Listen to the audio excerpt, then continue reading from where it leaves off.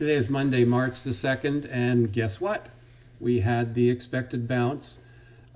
Don't hope that this is going to go on forever, but there is something we can pull from this. First of all, the volume was big. Just like the down volume, the up volume was big. I mean, it stops at twice the relative volume, maybe it was even higher. Advancers 3-to-1 over decliners. So total opposite of what we saw on Friday. What does that mean? Let's look at our indicator. The McClellan bounced, but the bounce is still lower than this point. And remember the charts we were showing on Sunday. We need to see this get over the oversold line for one thing.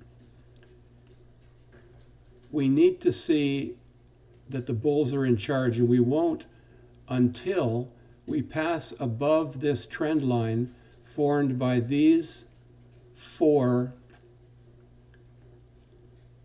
highs in the McClellan oscillator.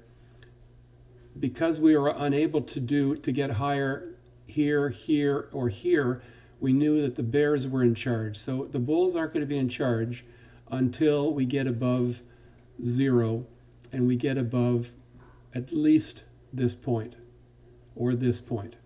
Let's look at the S&P. The S&P cleared the 200 SMA. That is a big deal. That is a very big deal. Let's put in the Ichimoku. And you can see that we're still pretty far away from the cloud. The Chiku span is in the cloud. The 8 EMA is above us. On the weekly, we saw that last week we did get some kind of support from the weekly cloud. Now that we're over the 200, let's see if we can stay there. It's not a given that we will. Let's look at other times when we've broken the 200. Here we touched the 200, here we broke it, and then we recovered. Here we played around the 200 for probably a couple of weeks, up and down. And here we were below it for 2 days, and then we took off. So, I mean, here's where we broke below the 200, broke above the 200, and then came crashing down. That was the big December drop. So we need to see some confirmation. I'm not excited. I did buy 50 shares of Apple today. I said I would buy 25 to 50. I bought them right near the open at 283, I believe.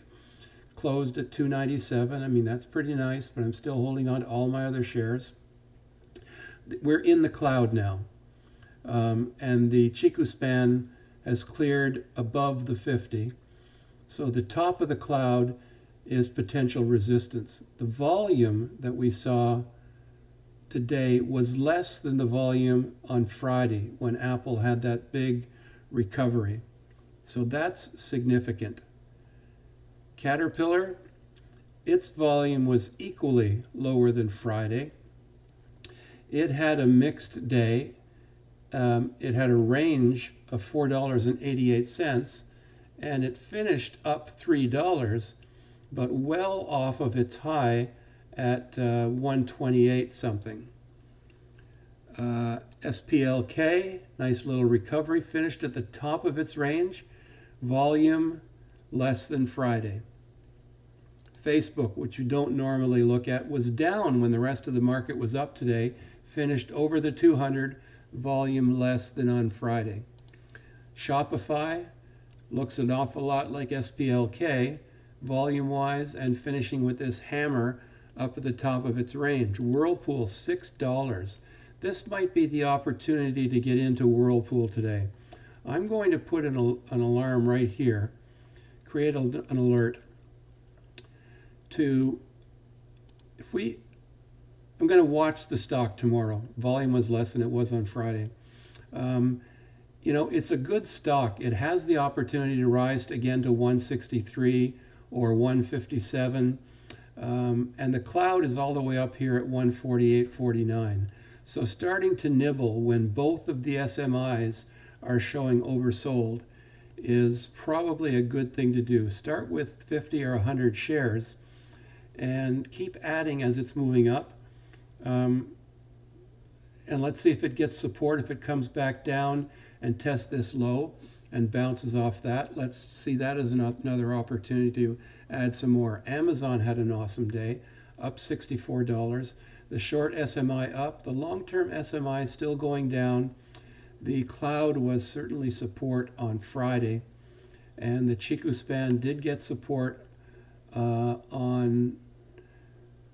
remember we pointed out on Friday that the Chiku span was below the candle, and that could have been resistance, but it wasn't. It popped up over the cloud. That was a pretty small candle, a small area of resistance.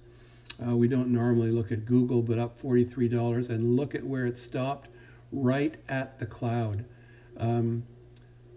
You know, the Ichimoku works. I'm glad that you folks are following it. It means that you think that it works. I'm a big fan of it. So let's watch the S&P tomorrow. The McClellan oscillator tells us that there's an opportunity to move higher tomorrow.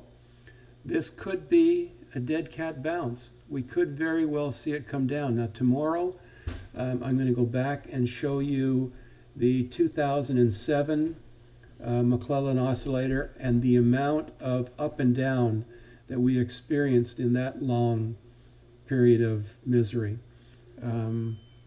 Let's not be thinking that this is over yet. The coronavirus struck 4 more people today in the United States. Tourism is low. A friend of mine who's a pilot who flies the big jets, the 777, says that his airline is going to pay him 50 hours to stay home in April.